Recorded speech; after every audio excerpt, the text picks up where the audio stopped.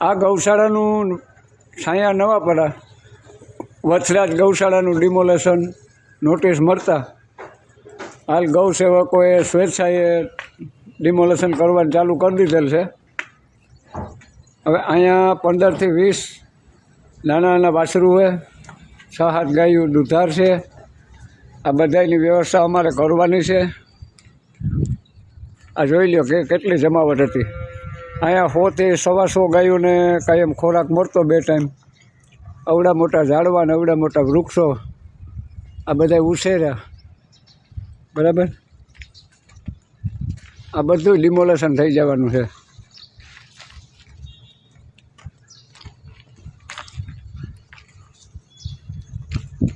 કારણ કે આની અંદર એક પરસેવાની મહેનતના નવાપરાના એક નાનામાં નાના માણસની પરસેવાની મહેનતના પૈસા છે। એટલે આ બધી જે સામગ્રી છે એ અમારે સાચવવી જરૂરી છે। એટલે અમે સ્વેચ્છાએ જ દૂર કરીએ। જય ગૌ માતા। પોરબંદર છાયા નવાપરા 25 વર્ષથી હાલતી વીર વછરાજ ગૌશાળા છે।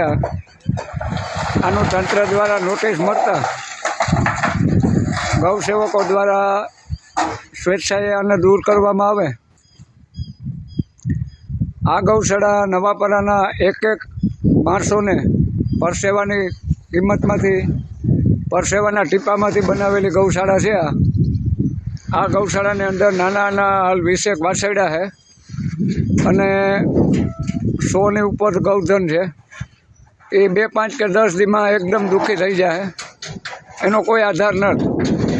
શક્ય એટલે અમારાથી વ્યવસ્થા કરું અમે, પણ હવે એના કિસ્મત તંત્રને છાયા ગ્રામ પંચાયત હતું ત્યારે ગ્રામ પંચાયત દ્વારા જે ગૌશાળો હતો એમાં તંત્રએ અત્યારે એનું ઓલું સ્ટોર બનાવી દીધો।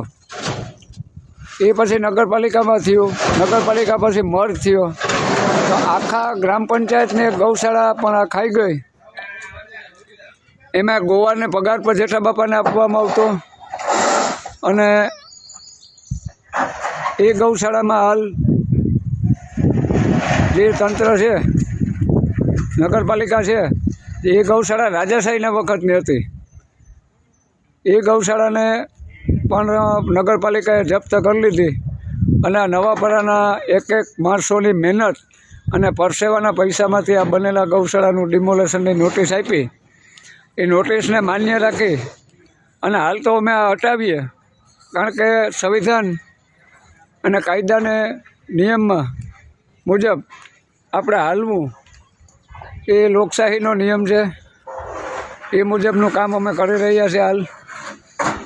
પણ દુઃખની વાત એ છે કે તંત્રએ ગૌ માટે કોઈ પણ વ્યવસ્થા વગર આ જે કર્યું કે કોઈ પણ અમને જગ્યા ફાળવા વગર આ કર્યું, એક દુઃખદ છે। કોઈ સાંભળવાવાળું નથી। જય ગૌ માતા। હવે કાલથી આ નાના નાના 20-25 વાછરડા, આ ગાયું, આ ઝાડવા અમારા વાવેલા, અમારું લોહી ગૌસેવકોનો પરસેવો સીંચી અને મહેનતથી અહીંયા જે 100-125 ગાયોને ખોરાક મળતો, હાલ પર જો આ ખોરાક મળે એ બધું 8-10 દી પછી રટણ પટણ થાય। અને આ જાગૃત જગ્યા છે, આ જગ્યાની અંદર ગમે એ યાદ રાખજો, કોઈ પણ સુખી થાય એ શક્ય નથી। અહીંયા સરકારને નવાપરાએ આ એક પણ જગ્યા બચાવી હતી, એની ઉપર પણ જેની પણ નજર પડી એ પણ બધા ભોગવવા તૈયાર રહે અને તૈયાર રહેવું જોઈએ।